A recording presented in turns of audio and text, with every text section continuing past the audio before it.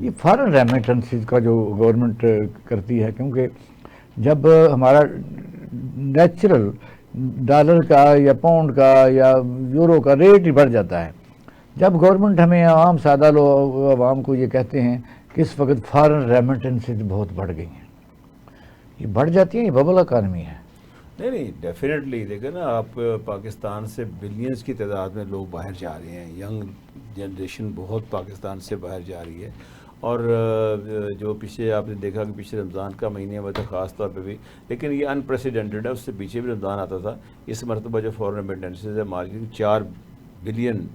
کے قریب بڑھ گئی، یعنی اس وقت ہماری تقریباً یہ جو ہے 27 کے قریب تو بھی ہو چکی ہے بلین ڈالر جو ہے، اور اگلی 2-3 زیادہ ہے، زیادہ ہے، مطلب 32 کے قریب ایکسپیکٹڈ ہے ہماری جنرلی 30۔ اس کا ہماری اکانومی میں کیا شیئر ہے، کیا ہم اس کو عام آدمی کو، عام آدمی یا عوام کو یا ہماری انڈسٹری کو مجھے ذرا اس کا ایکسپلین کر دینا۔ آ گیا آج گورنمنٹ کہتی تو جب باہر سے بندہ پیسے بھیجتا ہے وہ گھر میں نیا کمرہ بنا لیتا ہے، پھر بتائیے پوچھا سب سے بڑا افیکٹ کیا ہوتا ہے؟ سب سے بڑا افیکٹ تو یہی ہوتا ہے کہ جو گورنمنٹ کہہ رہی ہے کہ جو ہمارا یہ جو کرنٹ اکاؤنٹ سرپلس ہو گیا ہے، جو کہ پہلے ہمارا مائنس میں تھا، نیگیٹو تھا، سرپلس میں ہے، وہ کیسے ہو جاتا ہے سرپلس میں آ کے؟ یہ اس میں بہت بڑا کنٹریبیوشن فارن ریمیٹنسز کا ہے، فارن ریمیٹنسز آتی ہیں جس کی وجہ سے ہمارا سرپلس ہوا ہے آ کے۔ اچھا اب یہ ہے جو اسے بات انہوں نے کہی کہ ہمارے یہاں پھر لوگوں کو زیادہ باہر بھیج دینا چاہیے۔ نہیں نیچرلی باہر تو جائیں گے، آپ کو یاد ہے یہاں کوئی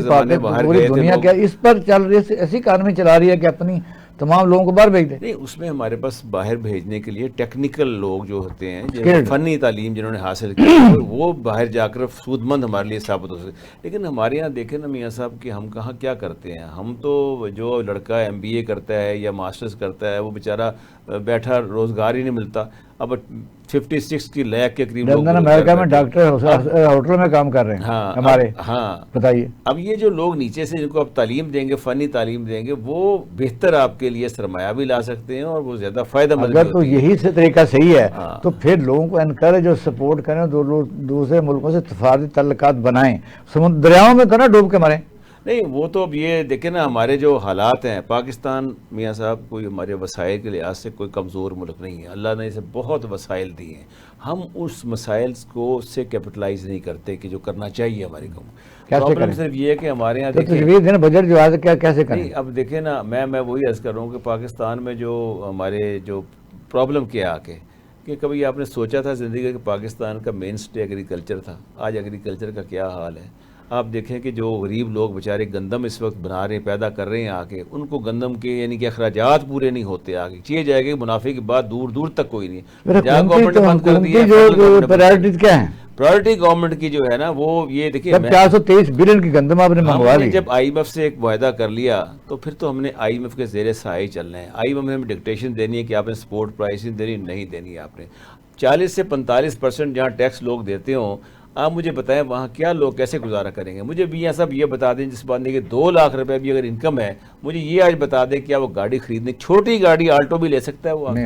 تو یہ تو حالات ہیں اس ملک کے۔ آپ دیکھیں کہ اس میں آپ جو مین چیز یہی ہے کہ انویسٹمنٹ باہر سے آپ جو ہے نا وہ لے کر آئیں یہاں پاکستان میں۔ یہ جو ٹیکنالوجیز جو ہیں، جو جیسے بعض چیزیں باہر سے امپورٹ کرتے ہیں، اب الیکٹرک وہیکلز کا دور آ گیا ہے، الیکٹرک وہیکلز کی بیٹریز چارجر جو ہوتے ہیں پاکستان انڈیا نے بڑی دیر اپنی وہیکل پر پابندی لگائی، چارجر تو بنا سکتے ہیں، الیکٹرک وہیکل تو لینڈ کروزر ڈاکٹر صاحب نے کہا اس وقت جو ڈیڈ منی ہے جس کو آپ کہہ سکتے ہیں کہ بالکل فضول بات ہے، ایک تو پورے ملک کو ہم نے سیمنٹ اور سریے میں تبدیل کر دیا، دوسرا یہ ہے کہ اس کو نہ پروڈکٹیو انویسٹمنٹ تو ہے ہی نہیں، دوسرا گاڑیوں پہ پیچھے پڑے ہوئے، کیا حکومت اتنی بے بس ہے؟